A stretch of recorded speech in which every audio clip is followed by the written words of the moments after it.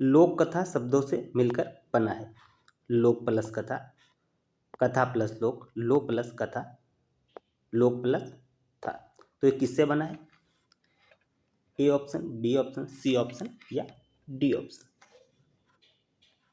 तो ये बना है आपका लोक प्लस कथा। तो हम लोग चले जाएंगे फर्स्ट ऑप्शन के साथ, ए ऑप्शन के साथ, लोक प्लस कथा। पहला ऑप्शन सही हो जाएगा। आइए अगला प्रश्न देखते हैं। अंग्रेजी के फोक शब्द की उत्पत्ति हुई है FALO, FALC, FOLA या कोई नहीं। तो कौन सा ऑप्शन करेक्ट हो जाएगा? ये आपका ऑप्शन सेकंड करेक्ट हो जाएगा, FOLC। सेकंड ऑप्शन के साथ चले जाएंगे। आइए अगला प्रश्न देखते हैं।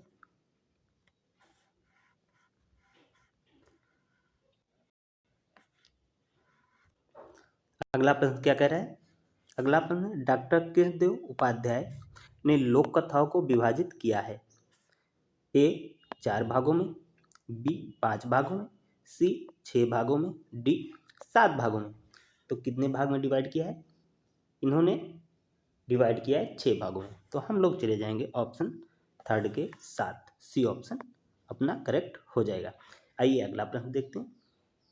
अगला प्रश्न, प्राचीन आचार्यों ने कथा साहित्य को विभाजित किया है। ऑप्शन ए 2 भागों में, ऑप्शन बी 3 भागों में, ऑप्शन सी 4 भागों में और ऑप्शन डी 7 भागों में। तो कितने भागों में डिवाइड किया है? ये डिवाइड किया है 2 भागों में। तो हम चले जाएंगे ए ऑप्शन के साथ, पहला विकल्प सही हो जाएगा। आइए अगला प्रश्न देखते हैं।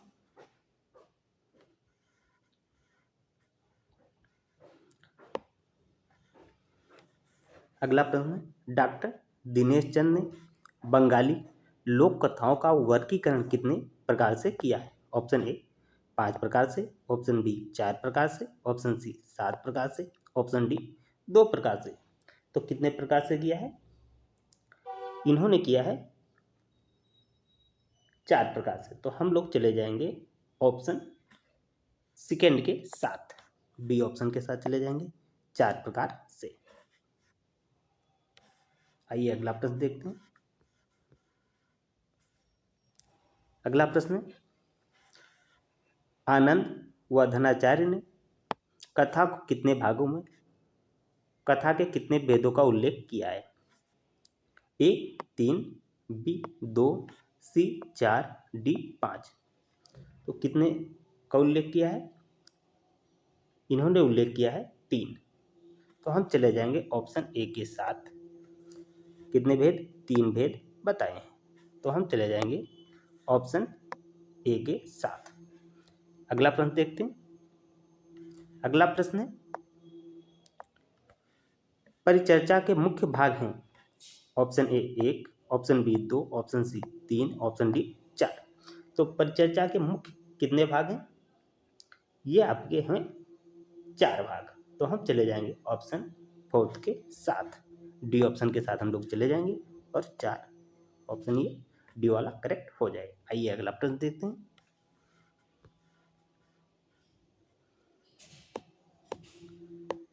अगला प्रश्न है, उत्साह, सच्चाई और विश्वास के अभाव में अध्यापक का कहानी सुनाना केवल निरर्थक शब्दों का जंजाल मात्र रह जाएगा। यह कथन किसका है?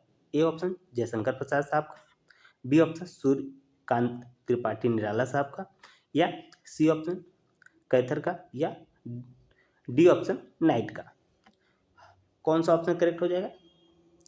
ये आपका हो जाएगा ऑप्शन सी करेक्ट, कैथर। तो हम चले जाएंगे आपके केडी कैथर के साथ। अगला प्रश्न है, लोक कथा, लोक साहित्य या लोक वाणी विलास की एक विशद विधा है। यह कथन किसका है? ए ऑप्शन हजारी प्रसाद द्विवेदी साहब का है, B option doctor Dhirendra Sharma का है, सी ऑप्शन चंद्र जैन का है, या डी ऑप्शन श्याम परमार का है। तो किसका है? ये कौन सा करेक्ट हो जाएगा? ये आपका हो जाएगा श्रीचंद जैन। तो हम चले जाएंगे ऑप्शन सी के साथ, श्रीचंद जैन के साथ। ठीक है, तो ये हो जाएंगे आपका ये ऑप्शन कौन सा है? त्रिवेदी। इसका उत्तर हो जाएगा आपका सी ऑप्शन। आइए अगला प्रश्न देखते हैं।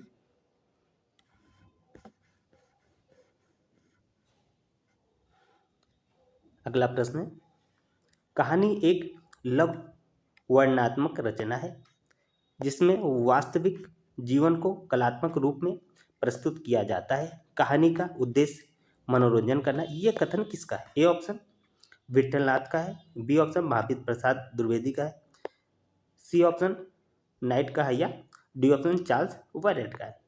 तो ये कथन किसका है? ये कथन है चार्ल्स वायरेट का।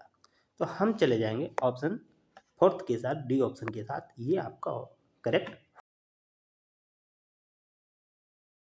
अशुद्ध उच्चारण के कारण है, क्या कारण है? पहला ए ऑप्शन भौगोलिक कारण, बी ऑप्शन शारीरिक दोष, फिर अज्ञानता या उपयुक्त सभी। तो कौन सा ऑप्शन करेक्ट हो जाएगा? ये सारे के सारे ऑप्शन करेक्ट हो जाएंगे, क्योंकि अशुद्ध उच्चारण का कारण भौगोलिक प्रभाव भी होता है, शारीरिक और अज्ञानता भी होती है। तो हम चले जाएंगे ऑप्शन डी के साथ। डी ऑप्शन करेक्ट हो जाएगा सभी। अगला क्वेश्चन, उच्चारण दोषों के निराकरण का उपाय क्या है? मित्रमंडली, ध्वनि तत्व का ज्ञान, उपरोक्त दोनों, या कोई नहीं। तो कौन सा ऑप्शन करेक्ट हो जाएगा? ये हो जाएगा उपरोक्त दोनों। तो हम चले जाएंगे ऑप्शन सी के साथ। सी ऑप्शन करेक्ट हो जाएगा। ये ऑप्शन आपका सी ऑप्शन करेक्ट हो जाएगा। आइए अगला क्वेश्चन देखते हैं। मित्र मंडली के साथ बैठता है तो क्या होता है कि जो भाषा बोलने वाले साथ में लोग हैं उससे क्या होता है कि उच्चारण में सुधार आ जाता है। अगला क्वेश्चन है,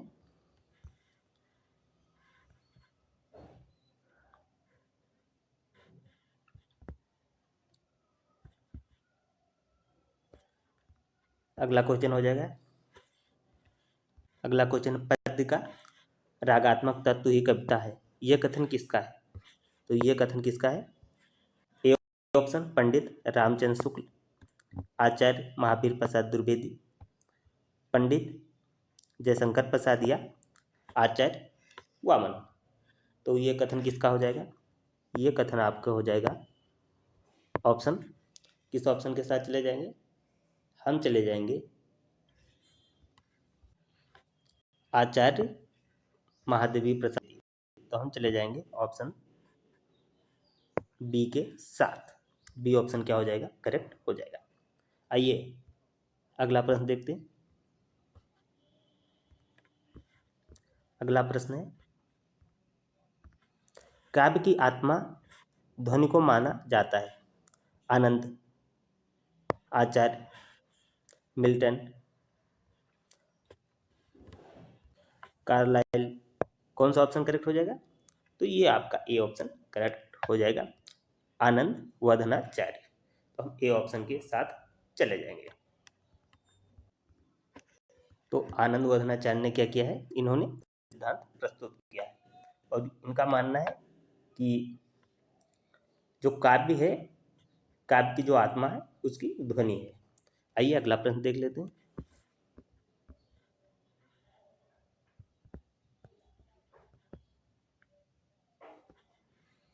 अगला प्रश्न है, लिखित सामग्री को पढ़ते समय अर्थ ग्रहण करने की प्रक्रिया को पठन कहा जा सकता है। यह कथन किसका है? ए ऑप्शन उमा मंगल का है, जी एस का है, या पंडित राम का है, या विश्वनाथ का है।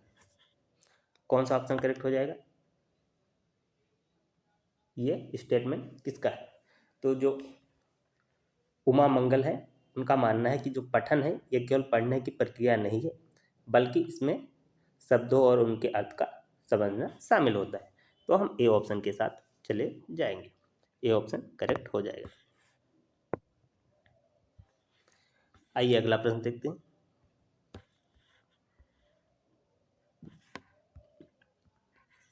अगला प्रश्न है, बाल गीत उपयुक्त होता है?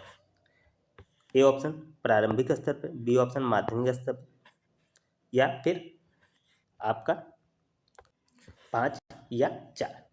तो बाल गीत ये कहाँ पे उपयुक्त होता है? जो बाल गीत होता है ये प्रारंभिक स्तर पर उपयोगी होता है। बाल गीत बच्चों के लिए बनाए जाते हैं, प्रारंभिक स्तर पर प्राथमिक कक्षाओं के लिए बहुत उपयुक्त होता है। तो हम चले जाएंगे ए ऑप्शन के साथ। आइए अगला प्रश्न देखते हैं। अगला प्रश्न है, पठन प्रक्रिया के कितने सोपान माने जाते हैं?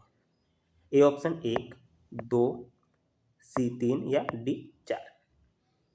तो इसके कितने माने जाते हैं? इसके 4 माने जाते हैं। ये 4 होते हैं। पहला कौन सा होता है? पहला हो जाएगा अक्षरों की पहचान। पहला हो जाएगा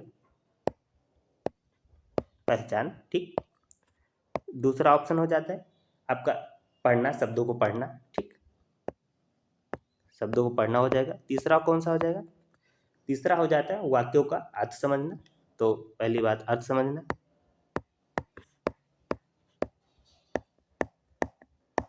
और फिर फोर्थ क्या हो जाएगा? आपको पूरे पाठ का सार समझना। तो हम चले जाएंगे ऑप्शन डी के साथ 4, ठीक। आइए अगला प्रश्न देखते हैं।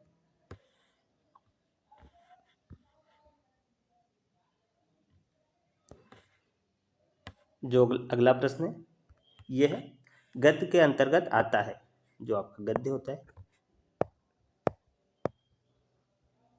गद्य के अंतर्गत क्या आता है? नाटक आता है, या फिर ये कहानी आती है, पत्र आता है, या सभी आता है? कौन सा ऑप्शन करेक्ट हो जाएगा? गद्य के अंतर्गत आता है, तो ये सारी चीजें आती हैं गद्य के अंतर्गत। तो हम चले जाएंगे, इससे पहले वाला क्वेश्चन छूट गया, उसको भी देखते हैं। तो क्या हो जाएगा कि गद्य के नाटक आता है, कहानी आती है, पत्र जैसी विधाएं किसमें आती हैं? ये सभी की सभी गद्य में आती हैं। तो हम चले जाएंगे ऑप्शन डी के साथ। ये सभी के सभी करेक्ट हो जाएगा। 8 वाला हमने देखा नहीं, तो 8 वाला भी देख लेते हैं। उत्साह, सच्चाई और विश्वास के अभाव में अध्यापक का कहानी सुनाना केवल निरर्थक शब्दों का जंजाल मात्र रह जाएगा। यह कथन किसका है? जयशंकर प्रसाद का, सूर्यकांत त्रिपाठी निराला का, कैथर का, या नाइट का? तो यह कथन किसका है? यह कथन आपका हो जाएगा कैथर का। तो हम चले जाएंगे कैथर के साथ। जो कैथर महोदय है उनका मानना है कि अगर अध्यापक में कहानी सुनाने का उत्साह और सच्चाई नहीं होगी तो बच्चों उसमें क्या करेंगे? रुचि नहीं लेंगे, और वो क्या हो जाएगा? जंजाल मात्र रह जाएगा, वो निरर्थक रह जाएगा। तो हम चले जाएंगे सी ऑप्शन के साथ। तो अगला प्रश्न क्या है? अगला प्रश्न है, गद्य रचना आवश्यक होता है। आवश्यक क्या होता है? ए ऑप्शन भाषा तत्वों का ज्ञान, विषय वस्तु का ज्ञान, रचना स्वरूपों का ज्ञान, और उपरोक्त सभी। तो भाषा तत्वों का ज्ञान मतलब सही व्याकरण हो, शब्दावली का प्रयोग, सही व्याकरण और शब्दावली का प्रयोग, ठीक। दूसरा विषय वस्तु का ज्ञान। विषय वस्तु का ज्ञान का विषय के बारे में समझ होनी चाहिए, आपको विषय के बारे में समझ होनी चाहिए, विषय के बारे में समझ, ठीक। और आपका थर्ड हो जाएगा रचना स्वरूप का ज्ञान। तो रचना स्वरूप का ज्ञान मतलब रचना का सही ढांचा और शैली। इसका मतलब ढांचा सही होना चाहिए और क्या होना चाहिए? शैली भी सही होनी चाहिए। तो ये सारी की सारी चीज़ें करेक्ट हैं। तो हम चले जाएंगे ऑप्शन डी के साथ, उपरोक्त सभी। डी ऑप्शन ये करेक्ट हो जाएगा। हम डी ऑप्शन के साथ चले जाएंगे। तो ये जिस वाक्य में एक कर्ता होता है, एक क्रिया होती है, उसे कहते हैं क्या कहते हैं? सरल वाक्य कहते हैं, मिश्रित वाक्य कहते हैं, संयुक्त कहते हैं या मिश्रित और संयुक्त दोनों कहते हैं। तो क्या कहते हैं उसे कहते हैं सरल वाक्य। जिस वाक्य में एक कर्ता होता है, एक क्रिया होता है, उसे सरल वाक्य कहते हैं। जैसे राहुल स्कूल जाता है, मोहन खाना खाता है, ठीक। राजू खेलता है, जैसे होगा। आपको एक एग्जाम्पल के थ्रू बताते हैं।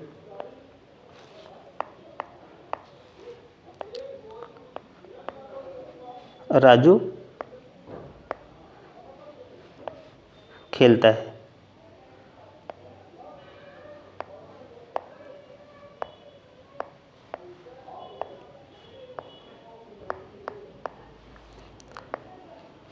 तो इसमें क्या हो जाएगा, इसमें जो राजू हो जाएगा ये आपका कर्ता है, ये आपका कर्ता हो जाएगा, राजू कर्ता हो जाएगा। और जो खेलना क्या है, ये आपकी क्रिया हो जाएगी।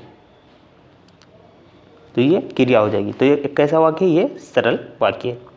तो जिसमें एक कर्ता होता है और एक क्रिया होती है उसे कहते हैं सरल वाक्य।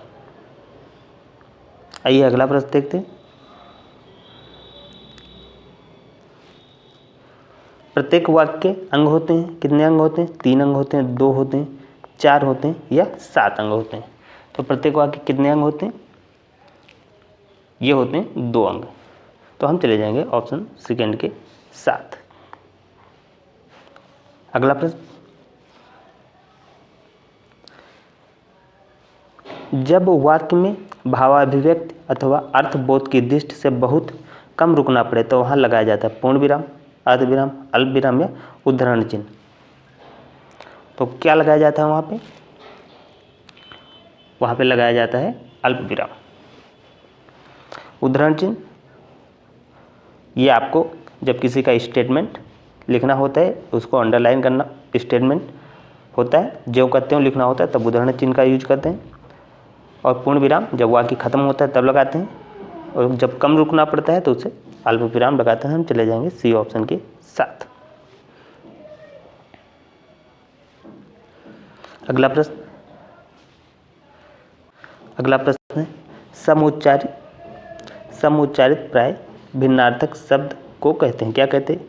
युग्म शब्द कहते हैं, समान ध्वनि वाले शब्द कहते हैं, दोनों कहते हैं, या इनमें से कोई नहीं। तो क्या कहते हैं इसको कहते हैं दोनों।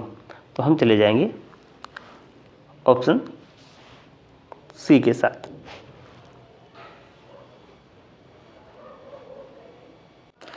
अगला प्रश्न है, जब हम अपने विचारों तथा भावों को लिखकर अभिव्यक्त करते हैं तो उसे कहते हैं स्वतंत्र अभिव्यक्ति, मौखिक अभिव्यक्ति, लिखित अभिव्यक्ति या भाषा अभिव्यक्ति। तो इसको क्या कहते हैं?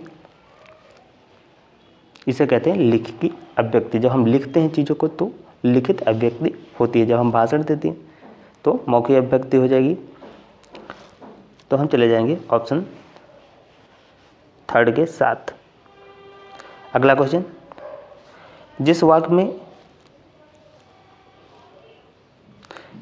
में एक प्रमुख वाक्य हो के साथ एक या अधिक उपवाक्य हो उसे कहते हैं मिश्रित वाक्य कहते हैं, संयुक्त वाक्य कहते हैं, सरल वाक्य कहते हैं या साधारण वाक्य कहते हैं। तो कौन सा ऑप्शन करेक्ट हो जाएगा? ये हो जाएगा मिश्रित वाक्य। हम चले जाएंगे मिश्रित वाक्य के साथ।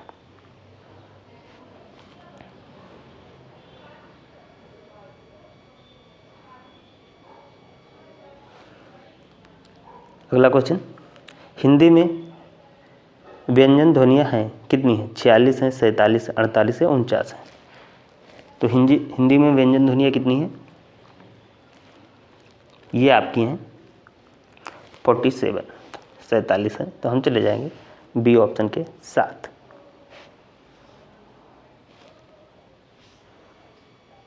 अगला क्वेश्चन, हिंदी में स्वरों की संख्या कितनी है? हिंदी में स्वरों की संख्या कितनी है? 11 है, 12 है, 13 है या 14 है? कितनी है? तो ये हिंदी में 11 स्वर हैं। आ से 11 स्वर होते हैं हिंदी में। अगला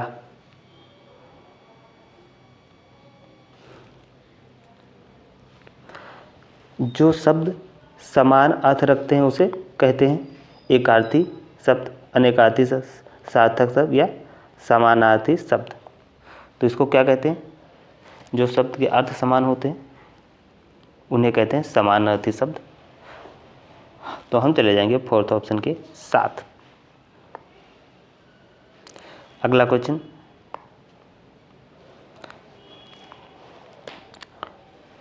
लेखन अभिव्यक्ति के साधन है।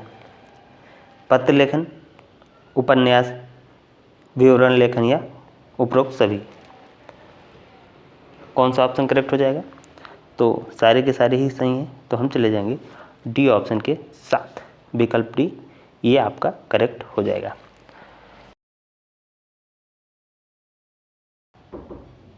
पहला क्वेश्चन है, जो शब्द या शब्दखंड किसी शब्द से पूर्व जुड़कर नए शब्दों की रचना कर देते हैं उन्हें कहा जाता है उपसर्ग, प्रत्यय, सामासिक शब्द या विशेषण। तो क्या कहा जाता है उसे? तो उपसर्ग कहा जाता है। तो हम चले जाएंगे ए ऑप्शन के साथ, उपसर्ग। जब शब्द पहले जुड़ता है तो उपसर्ग और शब्द बाद में जुड़ता है तो वो प्रत्यय होता है। अगला क्वेश्चन, प्रत्येक में उपसर्ग है, क्या है? प्र है, प्रति है, प्रा है, प्रत्यय है। तो प्रत्येक में कौन सा उपसर्ग हो जाएगा? यह हो जाएगा प्रत्यय। हम चले जाएंगे बी ऑप्शन के साथ। आइए अगला प्रश्न देखते हैं।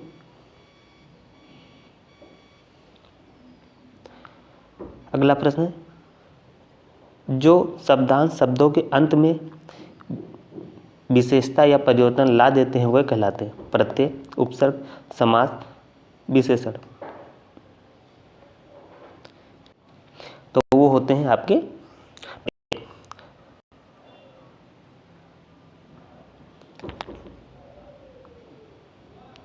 जो लास्ट में जुड़ता है उसे प्रत्यय कहते हैं और पहले उपसर्ग जुड़ता है। तो हम चले जाएंगे ए ऑप्शन के साथ।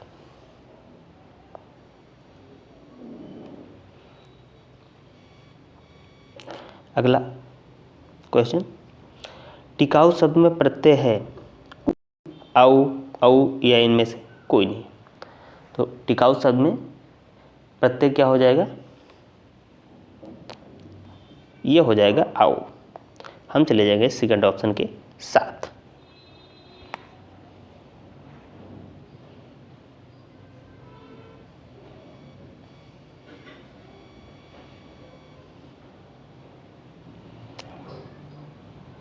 समास का अर्थ है संक्षेप, संक्षिप्तीकरण, दोनों या इनमें से कोई नहीं।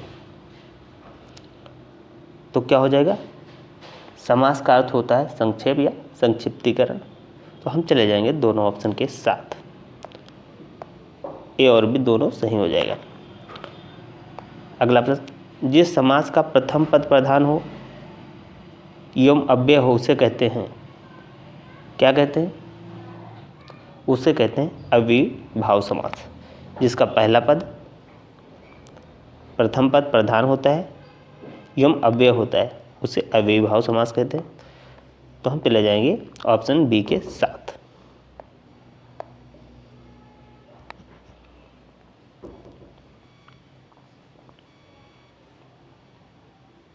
अगला प्रश्न, द्वंद्व समास के भेद होते हैं, कितने होते हैं? 2 होते हैं, 3 होते हैं, 4 होते हैं या 5 होते हैं। तो द्वंद्व समास के जो भेद होते हैं ये होते हैं 3 भेद। तो हम चले जाएंगे ऑप्शन बी के साथ, 3 भेद। अगला क्वेश्चन देखते हैं। अगला क्वेश्चन हो जाएगा, प्रत्यय के भेद होते हैं, 3 होते हैं, 2 होते हैं, 4 होते हैं या 5 होते हैं। तो प्रत्यय के कितने भेद होते हैं? ये आपके 2 भेद होते हैं प्रत्यय के। तो हम चले जाएंगे ऑप्शन बी के साथ। पहला ये होता है आपका कृत प्रत्यय,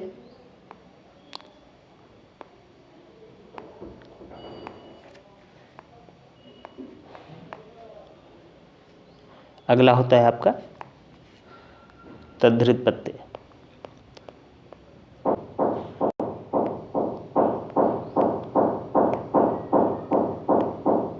तद्धित प्रत्यय।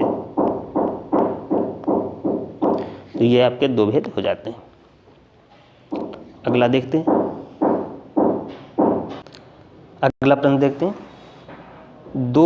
जब दो शब्द मिलकर किसी शब्द का विशेषण बन जाए तो उसे कहते हैं बहुब्रीहि समास, द्वंद्व समास, कर्मधारय समास या तत्पुरुष समास।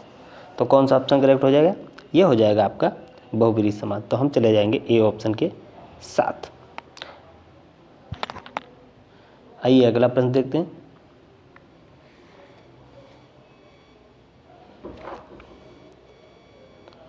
अगला प्रश्न है, जब कोई एक खंड विशेषण या उपमा सूचक शब्द हो तो उस समास को कहते हैं बहुब्रीहि समास, द्वंद्व समास, कर्मधारय समास या तत्पुरुष समास। तो कौन सा ऑप्शन करेक्ट हो जाएगा? कौन सा ऑप्शन करेक्ट हो जाएगा? ये हो जाएगा आपका कर्मधारय समास। हम चले जाएंगे सी विकल्प के साथ।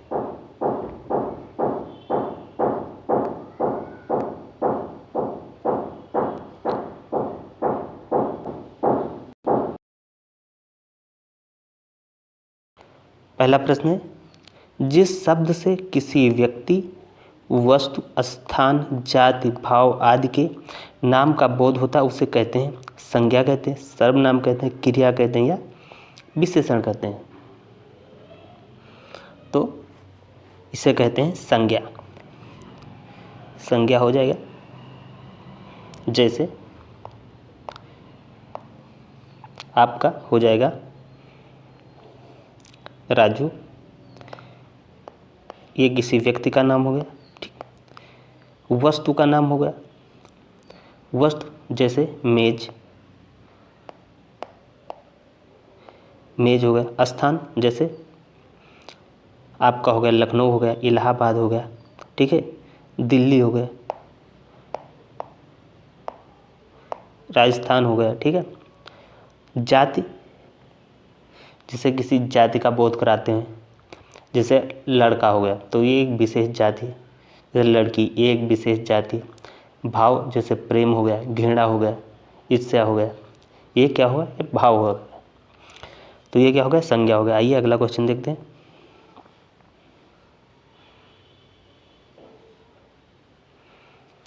संज्ञा शब्द के स्थान पर प्रयुक्त होने वाले शब्द को कहते हैं संज्ञा, सर्वनाम, क्रिया या विशेषण। तो संज्ञा शब्द के स्थान पर जो प्रयोग होता है उसे कहते हैं सर्वनाम। तो हम चले जाएंगे ऑप्शन बी के साथ।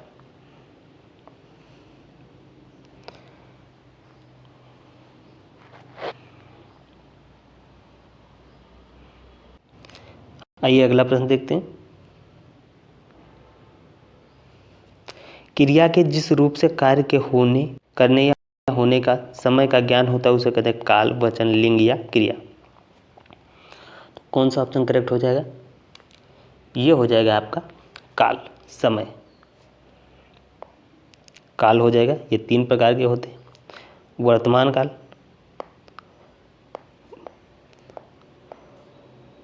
वर्तमान काल होता है, ठीक, भूतकाल होता है और फिर एक होता है भविष्यकाल, ठीक। अगला क्वेश्चन, लिंग का शाब्दिक अर्थ पहचान, चिन्ह, परिचय या इनमें से कोई नहीं। तो लिंग का शाब्दिक अर्थ क्या होता है? ये होता है चिन्ह, ठीक है, ये हो जाता है चिन्ह। तो हम चले जाएंगे बी ऑप्शन के साथ, पहचान भी होता है। इससे क्या होता है कि इससे यह पता चलता है कि कोई व्यक्ति स्त्री जाति का है या पुरुष जाति का है।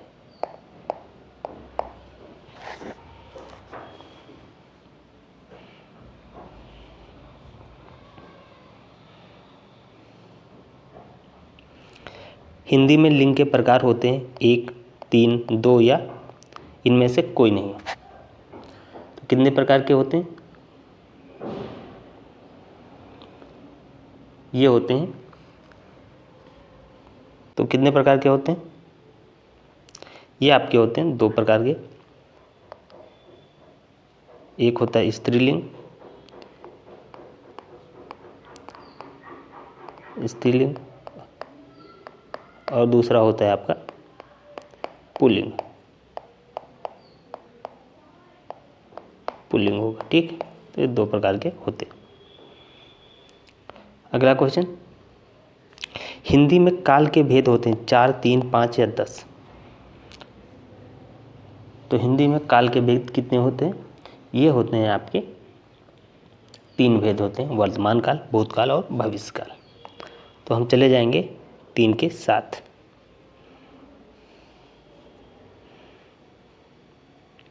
अगला क्वेश्चन, हिंदी में वचन के भेद होते हैं 2, 3, 4 या 5। तो हिंदी में वचन कितने होते हैं? हिंदी में वचन होते हैं आपके 2 वचन, 1 वचन और बहुवचन। तो हम चले जाएंगे 2।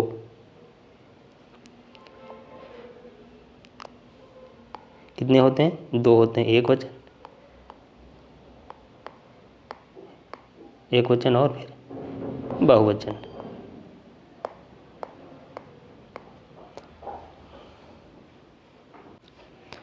अगला हो जाएगा, जो शब्द क्रिया की विशेषता प्रकट करते हैं वह कहलाते हैं विशेषण, विशेष क्रिया विशेषण उपरोक्त सभी। तो जो शब्द क्रिया की विशेषता बताए उसे क्या कहते हैं? उसे कहते हैं क्रिया विशेषण। तो हम चले जाएंगे ऑप्शन सी के साथ। जैसे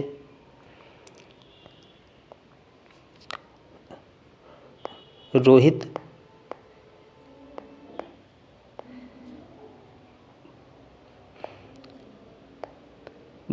तेज दौड़ता है, दौड़ता है। तो रोहित तो क्या हो गया? ये हो गया आपका सब्जेक्ट, कर्ता हो गया। दौड़ना क्या हो गया? दौड़ता है, ये हो गई आपकी क्रिया। मगर तेज ये क्या है? ये क्रिया की विशेषता बता रहा है, कैसा दौड़ा? तेज दौड़ा। तो ये हो जाता है क्रिया विशेषण।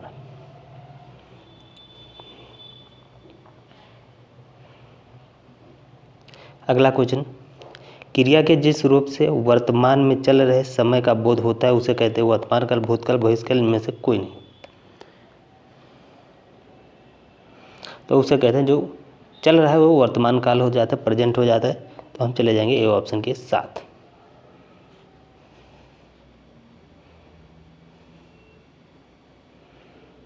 अगला क्वेश्चन, जो शब्द संज्ञा या सर्वनाम की विशेषता बताते हैं उन्हें कहते हैं विशेषण, विशेष, क्रिया विशेषण उपरोक्त सभी।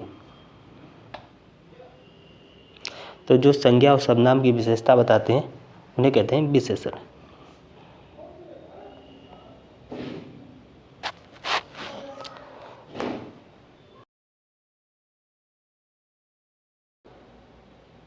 पहला प्रश्न है, मुख्य रूप से वाचन के प्रकार होते हैं 2, 3, 4 या 5। तो कितने प्रकार के होते हैं? ये आपके 2 प्रकार के होते हैं। पहला, ये हम ए ऑप्शन के साथ चले जाएंगे। तो आपका हो जाएगा पहला, ये आपका होता है मौन वचन।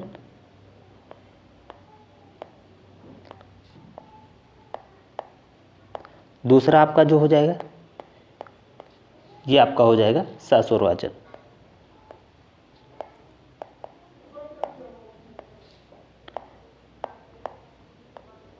आइए अगला क्वेश्चन देखते हैं।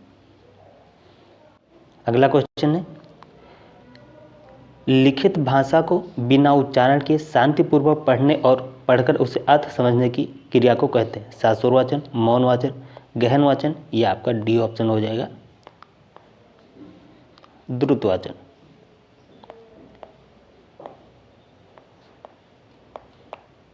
तो कौन सा ऑप्शन करेक्ट हो जाएगा? तो ये हो जाएगा आपका मौन वाचन। तो हम चले जाएंगे बी विकल्प के साथ। अगला क्वेश्चन, सस्वर वाचन के तत्व हैं उचित पठन, आसन एवं मुद्रा। अगला शुद्ध शब्द उच्चारण। अगला हो जाएगा सुस्वरता या उपरोक्त। कौन सा ऑप्शन करेक्ट हो जाएगा? तो ये हो जाएगा आपका डी ऑप्शन करेक्ट, सभी हो जाएंगे। आइए अगला क्वेश्चन देखते हैं।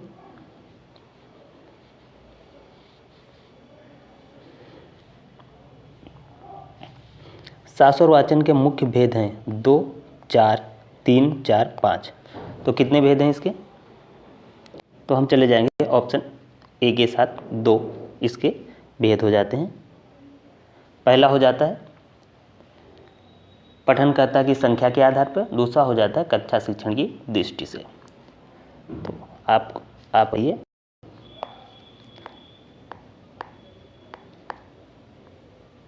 पठनकर्ता की संख्या के आधार पर, ठीक, और दूसरा हो जाएगा आपका कक्षा शिक्षण की दृष्टि से।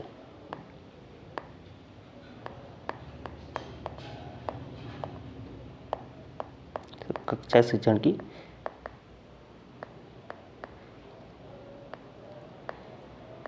दृष्टि से, ठीक है। आइए अगला क्वेश्चन देखते हैं।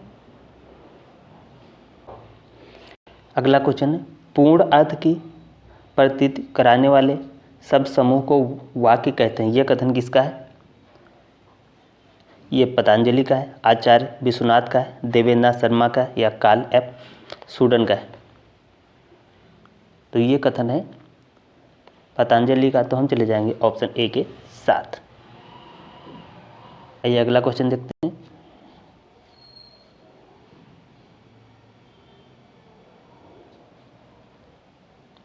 अगला क्वेश्चन, वाक्य विज्ञान में वाक्य गठन या पद से वाक्य बनाने की प्रक्रिया का अध्ययन कितने प्रकार से किया जा सकता है? 2, 3, 4, 5।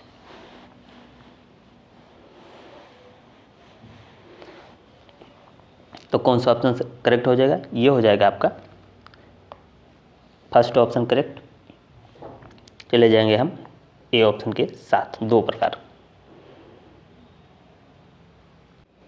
अगला क्वेश्चन देख लेते हैं।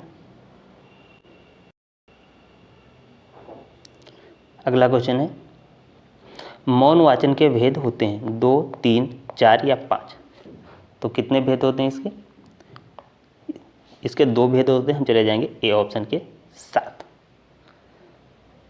तो इसका पहला भेद जो होता है ये आपका हो जाएगा पहला, ये होता है गहन या गंभीर वाचन। गहन या गंभीर वाचन। अगला हो जाएगा आपका द्रुत वाचन।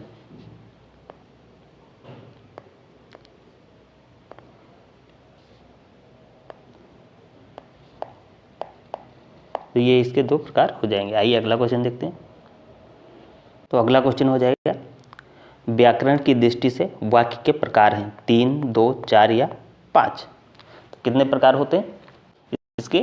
3 प्रकार होते हैं। तो हम चले जाएंगे ऑप्शन ए के साथ। ए ऑप्शन क्या हो जाएगा? करेक्ट हो जाएगा। पहला प्रकार जो होता है ये आपका होता है सरल वाक्य या साधारण वाक्य। सरल वाक्य या साधारण वाक्य। साधारण वाक्य। दूसरा होता है आपका, इसका एग्जाम्पल हो जाएगा जैसे मोहन खाना खाता है, ठीक। तो इसमें एक उद्देश्य होता है और एक विधेय हो जाता है। दूसरा हो जाएगा आपका मिश्रित वाक्य।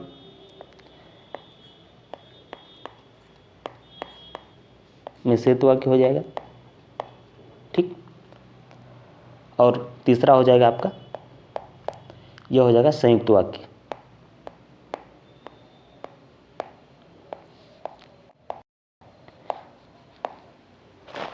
आइए अगला क्वेश्चन देखते हैं। अगला क्वेश्चन, अर्थ के आधार पर वाक्य के प्रकार होते हैं 7, 8, 11 या 14, 14। कितने होते हैं? तो ये होते हैं आपके आ जाएंगे बी वाक्य के साथ, बी ऑप्शन के साथ, ठीक। तो पहला कौन सा होता है? पहला हो जाएगा आपका ये आपका हो जाएगा विधिवाचक वाक्य। जैसे पहला हो जाएगा आपका विधिवाचक, विधिवाचक हो जाएगा, ठीक है। दूसरा हो जाएगा आपका निषेधवाचक,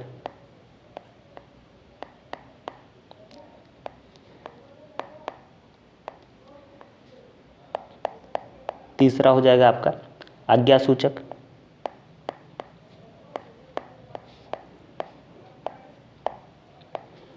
आपका चौथा हो जाएगा प्रश्नवाचक,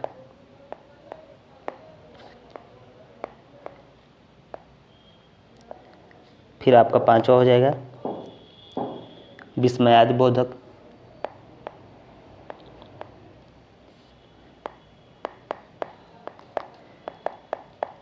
विस्मयादि बोधक हो जाएगा। फिर आपका छठा हो जाएगा इच्छा बोधक,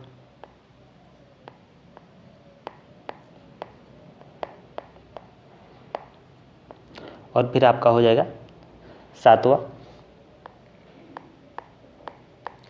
ये हो जाएगा आपका संदेह सूचक वाक्य,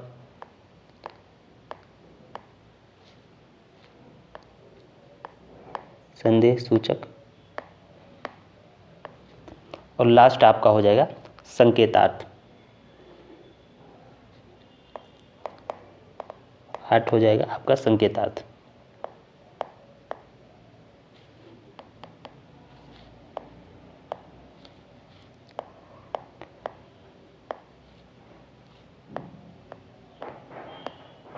संकेतार्थ, ठीक। तो ये 8 प्रकार के हो जाएंगे। आइए अगला क्वेश्चन देखते हैं। अगला क्वेश्चन है क्रिया के आधार पर वाक्य कितने प्रकार, वाक्यों के प्रकार किए जा सकते, 3, 4, 5 या 7। तो क्रिया के आधार पर 3 प्रकार के होते हैं। हम चले जाएंगे 3 ऑप्शन के साथ। पहला हो जाएगा आपका क्रिया के आधार पर, जो पहला हो जाएगा ये कर्ता प्रधान, कर्ता प्रधान हो जाएगा। अगला हो जाएगा आपका दूसरा, ये हो जाएगा आपका कर्म प्रधान, कर्म प्रधान। और आपका तीसरा जो हो जाएगा ये हो जाएगा आपका भाव प्रधान।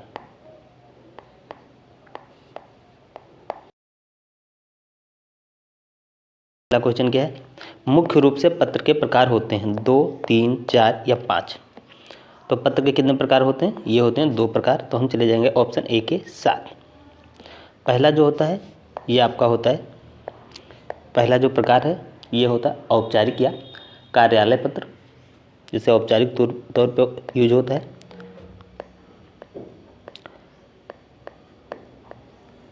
औपचारिक होता है जिसे हम कार्यालय पत्र भी कहते हैं। दूसरा होता है अनौपचारिक, जिसे व्यक्तिगत पत्र भी कहते हैं।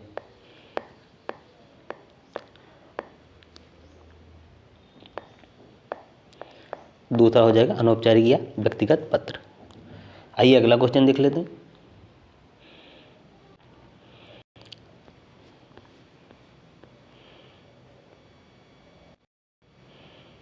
तो अगला क्वेश्चन है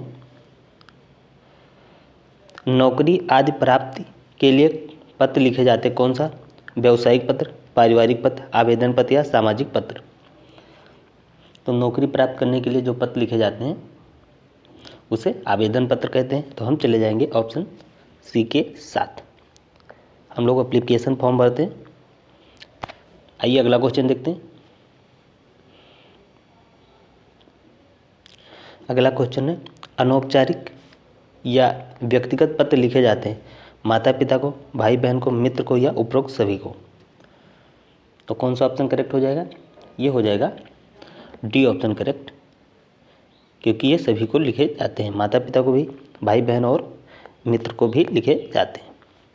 आइए अगला क्वेश्चन देखते हैं। पत्र के अंग हैं स्थान, तिथि, पता या उपरोक्त सभी। तो पत्र के क्या क्या अंग हैं, तो ये हो जाएगा उपरोक्त सभी, क्योंकि ये सभी चीज़ें पत्र में क्या किया जाता है, डाला जाता है। आइए अगला क्वेश्चन देखते हैं।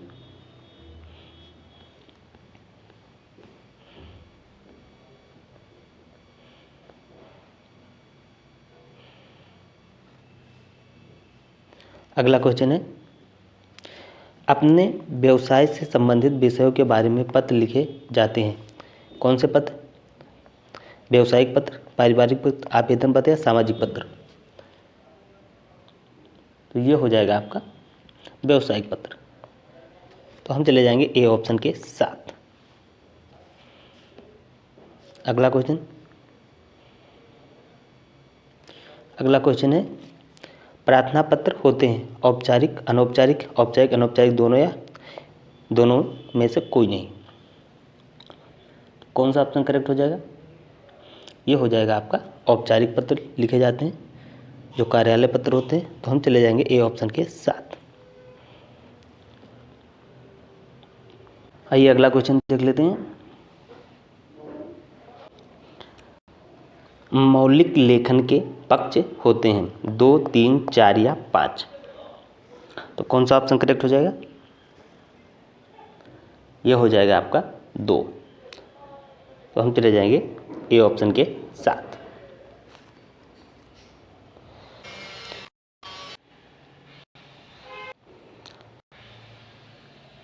तो पहला हो जाएगा बाहरी पक्ष,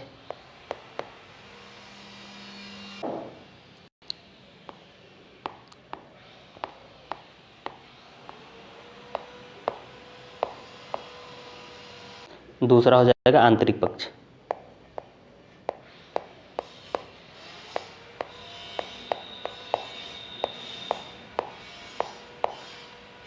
आइए अगला क्वेश्चन देखते हैं।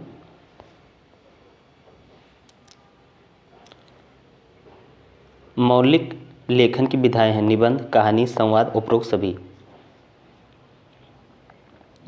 तो कौन सा करेक्ट हो जाएगा? ये सारी की सारी हो जाएंगी। हम चले जाएंगे डी ऑप्शन के साथ। ये आपका हो जाएगा विधाएं इसकी। इसमें आ जाएगा निबंध,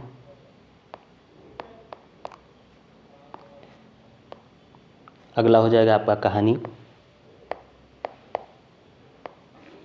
अगला हो जाएगा आपका संवाद, संवाद लेखन, फिर अगला हो जाएगा आपका वर्णन,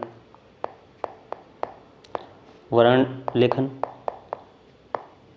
फिर अगला हो जाएगा सूचना, सूचना या समाचार लेखन, समाचार लेखन, और फिर हो जाएगा पत्र लेखन, अगला हो जाएगा पत्र लेखन, और फिर हो जाएगा चित्रकला लेखन, चित्रकला लेखन। तो ये सारी मौलिक लेखन की विधाएं हो जाएंगे। आइए अगला क्वेश्चन देख लेते हैं।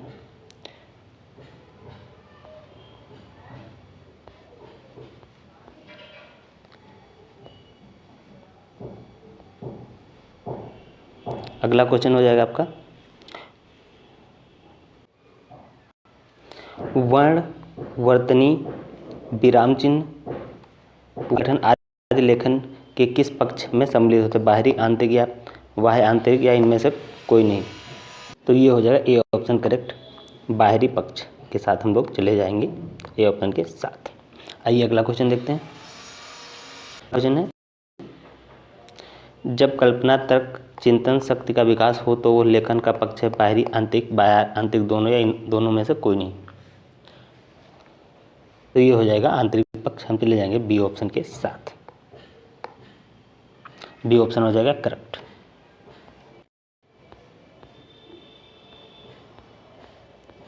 तो ये रही आपकी क्लास। आप लोग क्लास को लाइक कर दें, शेयर कर दें और चैनल को सब्सक्राइब करके बेल आइकन दबा दें। टेलीग्राम के लिए अब पीडीएफ के लिए टेलीग्राम चले जाएंगे और उसका लिंक आपको कमेंट बॉक्स में मिल जाएगा। तो इस क्लास में इतना ही। जय हिंद, जय भारत।